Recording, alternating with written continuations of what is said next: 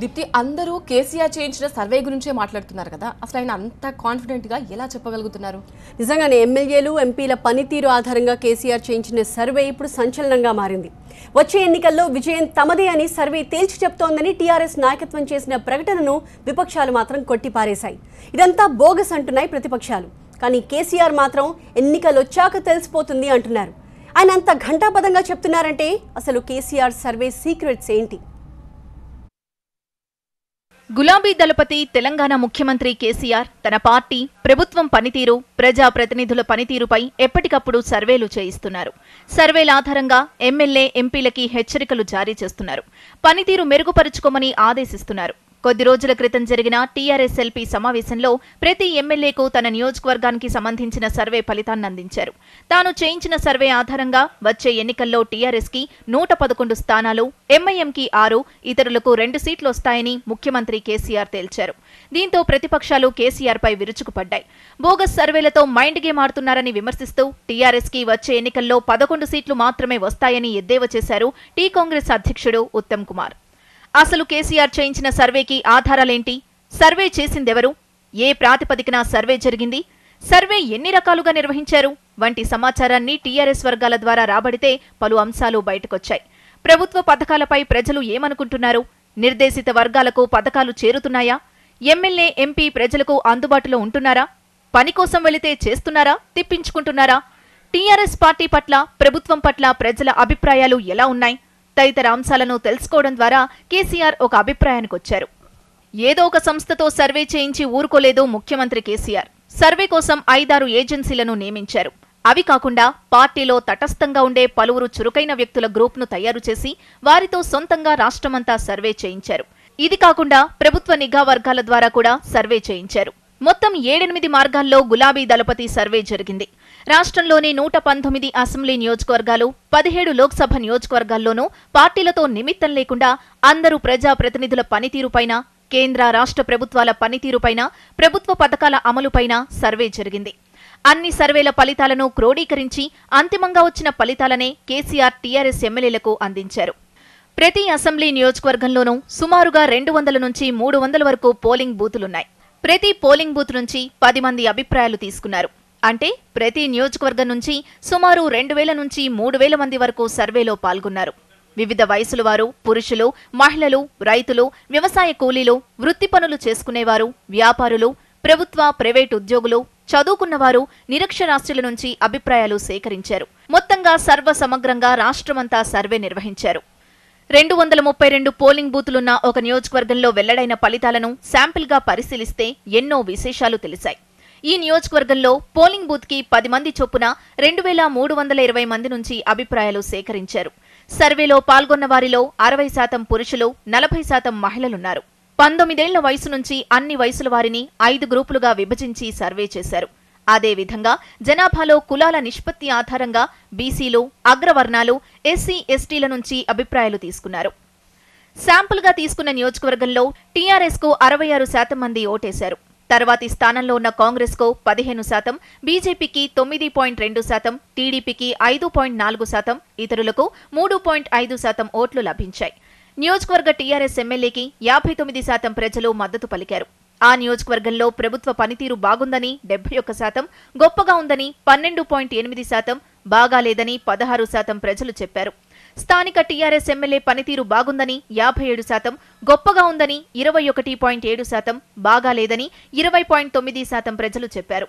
ప్రభుత్వం అమలు చేస్తున్న ఏదో ఒక పథకం కింద లబ్ధి పొందినవారు 79.6% ఉన్నారు.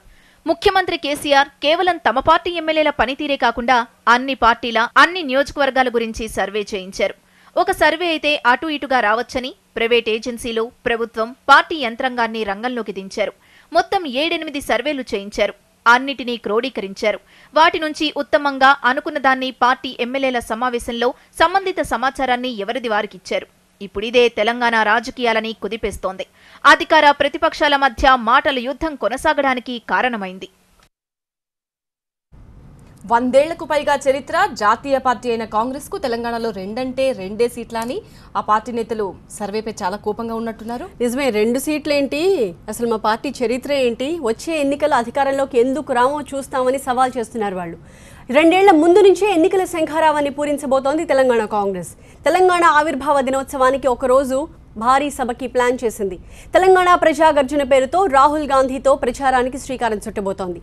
రాహుల్ వస్తున్నారని తెలిసిన టీఆర్ఎస్ మాత్రం భయ్యా జర భద్రం అని హెచ్చరిస్తోంది.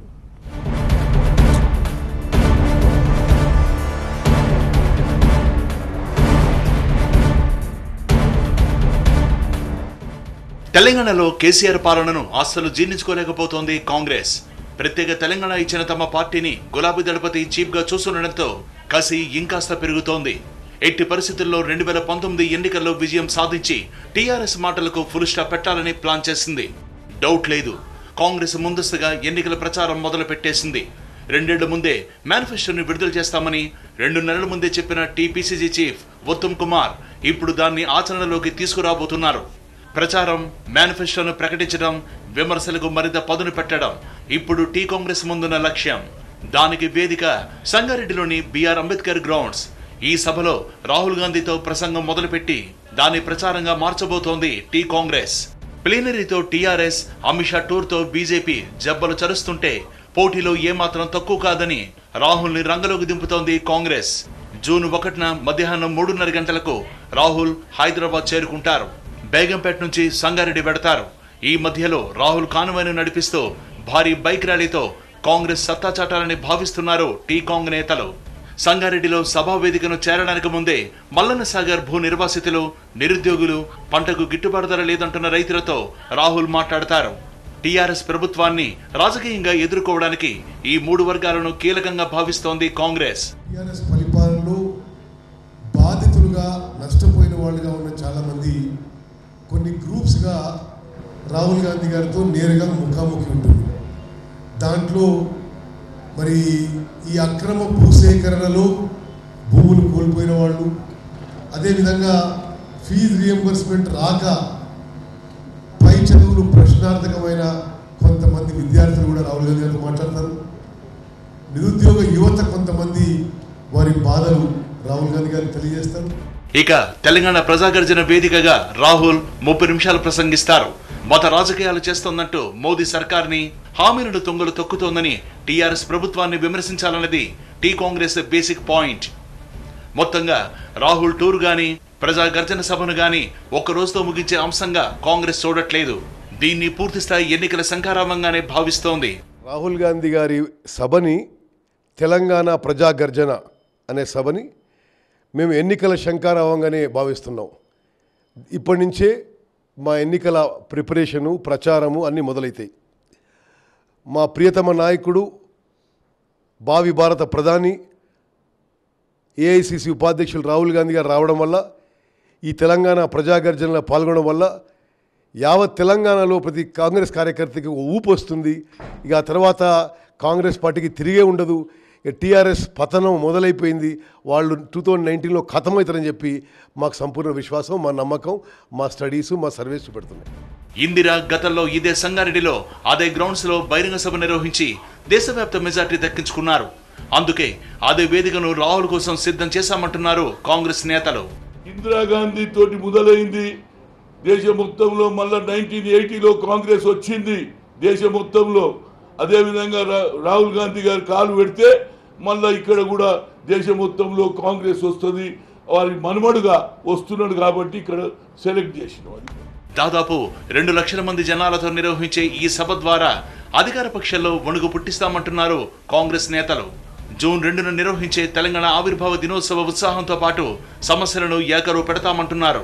ఈ సంగారెడ్డిలో కనీవిని ఎరిగిన రీతిలో అటు టీఆర్ఎస్ పార్టీ నాయకుల గుండెలు అదిరేటట్టుగా కాంగ్రెస్ పార్టీ ప్రజాగర్జన, ప్రజాసభ, ప్రజావేదిక, మరి ర్యాలీలు, కార్యక్రమాలు, బాజా భజంత్రులు కార్యకర్తలకు ఒక ఉత్తేజాన్ని నింపే విధంగా, ఒక జోష్ వచ్చే విధంగా ప్రజలందరూ కూడా ఎదురు చూస్తున్నారు. అందులో భాగమే ఈ కార్యక్రమం సక్సెస్ఫుల్గా మరి ఈ ప్రజాగర్జన కాంగ్రెస్ పార్టీ నిర్వహిస్తున్నది. ఆ ఆవిర్భావ ఉత్సవం 2 నాడు ఉంటే 1 నాడు ఆ ఉత్సవం కాంగ్రెస్ పార్టీ తరఫున జరిపి ప్రజా సమస్యలను కూడా తెలియపరచాల్సినటువంటి అవసరం ఉందని భావించారు. ఇటు టీఆర్ఎస్ మాత్రం రాహుల్ కు ముందుగానే కొన్ని సూచనలు చేస్తోంది. అమిత్ షా పచ్చి అబద్ధాలు చెప్పినట్లు లోకల్ లీడర్లు మాటలు నమ్మి రాహుల్ కూడా గౌరవం పోగొట్టుకోవద్దని చెబుతున్నారు. ఇవాళ తెలంగాణ ప్రభుత్వం ఈ 3 సంవత్సరాల్లో ఏం చేసిందో ఇవాళ ఒక్కసారి ఆయన తెలుసుకుంటే మంచిది. మీదేదో మీ స్థానిక నాయకుల మాటలు నమ్మితే మీ గౌరవమే పోతుంది, మాకేం పోదు. ఎందుకంటే ఇవాళ తెలంగాణ అనేక రంగాల్లో నంబర్ 1 ఉన్నది. తెలంగాణ రాష్ట్రం భారతదేశంలో 29 రాష్ట్రాల్లో సంక్షేమ రంగంలో నంబర్ 1 ఇవాళ తెలంగాణ రాష్ట్రం అని చెప్పి మనం చేస్తా ఉన్నాం. టీఆర్ఎస్ నేతలు చేస్తున్న ఇలాంటి వ్యాఖ్యలనే కాంగ్రెస్ మరింత సీరియస్ గా తీసుకుంటోంది. రాహుల్ సభతో ప్రచారం మొదలుపెట్టి ఓట్లు అడగడమే కాదు, టీఆర్ఎస్ ను లోతుగా విమర్శించడం, ఇప్పటి నుంచే దశల వారీగా మేనిఫెస్టోని ప్రకటించడం వంటి కీలక నిర్ణయాలు తీసుకుంది. ప్రజాగర్జన సభలోనే పంటలకు గిట్టుబాటు ధర, నిరుద్యోగ వృత్తిపై కీలక హామీలను ఇవ్వబోతోంది కాంగ్రెస్. సభ ముందు తర్వాత పార్టీలోని కొందరు కీలక నేతలతో రాహుల్ సమావేశమై 2019 టార్గెట్ గా అనుసరించాల్సిన వ్యూహాలపై చర్చిస్తారు. ఏపీ ప్రత్యేక హోదా విషయం పరిస్థితి ఏంటి? టీడీపీ, బీజేపీ దాదాపు ఆశలు వదిలేసుకున్నాయి, కానీ కాంగ్రెస్ మాత్రం గట్టిగానే పట్టుకుంది. 2019లో అధికారంలోకి వచ్చేది మేమే, హోదా ఇచ్చేది మేమే అంటోంది కాంగ్రెస్. హోదా ముగిసిన అధ్యాయమని బీజేపీ, టీడీపీలు ప్రకటించినా ఏపీసీసీ మాత్రం ఆ పోరాటాన్ని ఆపడం లేదు. ఢిల్లీ స్థాయిలో ఉద్యమాన్ని కొనసాగించే ప్రయత్నాల్లో ఉంది. అందుకే గుంటూరు వేదికగా జాతీయ పార్టీలతో హోదా భరోసా సభను పెద్ద ఎత్తున ప్లాన్ చేసింది. అందులో భాగంగానే రాహుల్ సభ కోసం పోస్టర్ను రిలీజ్ చేసింది. విభజన సందర్భంగా ఏపీకి ప్రత్యేక హోదా ఇస్తామని, ఆ తర్వాత ఇవ్వలేమని తేల్చేసిన బీజేపీ తీరును ఎండగడుతూ పెద్ద ఎత్తున పోరాటానికి సిద్ధమవుతోంది కాంగ్రెస్. రాష్ట్ర స్థాయిలో ఆందోళనలు చేసిన ఆ పార్టీ ఇప్పుడు జాతీయ స్థాయి పార్టీలతో హోదా అంశంపై మద్దతు కూడగట్టే ప్రయత్నాల్లో ఉంది. ఉమ్మడి ఏపీ విభజన జరిగి 3 ఏళ్లు పూర్తవుతున్నా చట్టంలో హామీలను అమలు చేయనందుకు నిరసనగా కార్యక్రమాలు చేపడుతోంది కాంగ్రెస్. ఈ క్రమంలోనే ప్రత్యేక హోదా భరోసా పేరుతో గుంటూరులో సభ నిర్వహించనుంది. దీనికి ఏఐసీసీ ఉపాధ్యక్షుడు రాహుల్ గాంధీతో వామపక్షాలు, Samajwadi, DMK, NCP, RJD, JDU నేతలను ఆహ్వానించింది. తద్వారా ఢిల్లీ స్థాయిలో బీజేపీని టార్గెట్ చేసే ప్రయత్నంలో ఉంది కాంగ్రెస్. అందులో భాగంగానే ప్రత్యేక హోదా భరోసా సభ పోస్టర్లను గుంటూరులో విడుదల చేశారు ఏపీసీసీ నేతలు. యువత భవిష్యత్తుకు సంబంధించిన అంశం కాబట్టి ప్రతి ఒక్కరూ ఈ సభకు మద్దతు పలకాలని పిలుపునిచ్చారు AICC SC cell chairman Koppula Raju. వచ్చేది తమ ప్రభుత్వమే అని, హోదా ఇచ్చేది తామేనన్న ధీమాను వ్యక్తం చేశారు నేతలు. ఈ కార్యక్రమం విజయవంతం చేయటం ద్వారా మీ యొక్క కళ సాకారం చేసుకునేదానికి అవకాశం ఉంటుంది. అన్ని రాజకీయ పార్టీల వారికి కూడాను మీ యొక్క స్ఫూర్తినిచ్చేదానికి అవకాశం ఉంటుంది. రాహుల్ గాంధీ గారు మొదటి నుంచి కూడా చాలా స్పష్టంగా చెప్తున్నారు, భారతీయ జనతా పార్టీ ప్రత్యేక హోదా ఇవ్వకపోతే 2019లో కాంగ్రెస్ పార్టీ సెంట్రల్లోకి అధికారం వస్తుంది. కాంగ్రెస్ పార్టీ తప్పకుండా ఆంధ్రప్రదేశ్ ప్రజలకి ప్రత్యేక హోదా ఇస్తుంది అని ఒక హామీ కూడా ఇచ్చున్నారు. ఇటు విజయవాడలో ప్రత్యేక హోదా సాధన సమితి ఆధ్వర్యంలో జరుగుతున్న 96 గంటల నిరసన దీక్షకు మద్దతు పలికారు ఏపీసీసీ అధ్యక్షుడు రఘువీరారెడ్డి. దీక్షలో కూర్చున్న వారిని అభినందించారు. విభజన చట్టంలో ఉన్న అంశాలను అమలు చేయడానికి ఏమి ఇబ్బంది వచ్చిందని బీజేపీ, టీడీపీలు ప్రశ్నించారాయన. చెవిటివాడి ముందు శంఖం ఊదినట్టుంది ఈ కేంద్ర రాష్ట్ర ప్రభుత్వాల వైఖరి. ప్రత్యేక హోదా మా హక్కు, చట్టంలో ఉన్న విభజన చట్టంలో ఉన్నటువంటి అంశాలు మా సొత్తు. దీన్ని అమలుపరచాలంతే, కొత్తగా చేసేదేమీ లేదు. ఇవి అమలు పరచకపోగా తిరోగమనం వైపు వెళ్తా ఉన్నాయి, దురదృష్టం. మరోవైపు జూన్ 4వ తేదీన గుంటూరులోని ఆంధ్ర ముస్లిం కాలేజీ గ్రౌండ్స్ లో బహిరంగ సభకు ఏర్పాట్లు చేస్తున్నారు కాంగ్రెస్ నేతలు. దీప్తి, అమిత్ షా పర్యటన తర్వాత తెలంగాణ బీజేపీలో చాలా మార్పు వచ్చినట్టుంది. అవును, నిజమే. పార్టీ ప్రజల్లోకి ఎంతవరకు వెళ్ళింది ఇప్పుడే చెప్పలేం, కానీ అమిత్ షా గైడెన్స్ లో రాష్ట్ర బీజేపీ నేతలు మాత్రం నిత్యం ప్రజల్లోనే కనిపిస్తున్నారు. కేసీఆర్ పాలనలో ఇవి వైఫల్యాలంటూ పూసగుచ్చినట్టు ప్రజలకు చెప్తున్నారు. అయితే ఆ మాటలు ప్రజలు నమ్ముతున్నారా? మీ వెనక మేము ఉన్నామంటూ ప్రజలు ఆ పార్టీ నేతలకు భరోసా ఇస్తున్నారా లేదా అన్నదే ఇప్పుడు ప్రశ్న.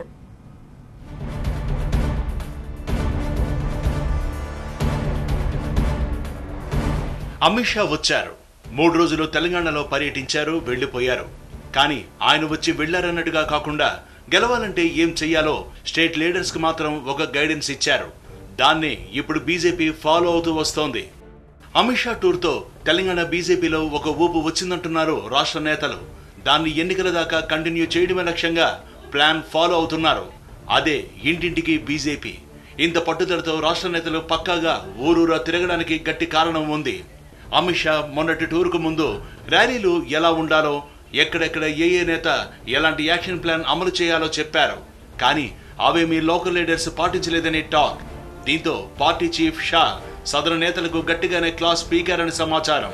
ఇక అదే అమిత్ షా ఈసారి 3 రోజులు కాదు, సెప్టెంబర్లో 6 రోజుల టూర్కు వస్తున్నారు. మొన్నటి గైడెన్స్ ప్రకారం ప్రజల్లోకి వెళ్లకపోతే అధిష్టానం నుంచి ముట్టుకాయలు తప్పవని బీజేపీ నేతలు గుర్తించారు. అందుకే మే 29 నుంచి జూన్ 12 వరకు తొలి దశగా ఇంటింటికి బీజేపీ పేరుతో ప్రజల్లోకి పెడుతున్నారు.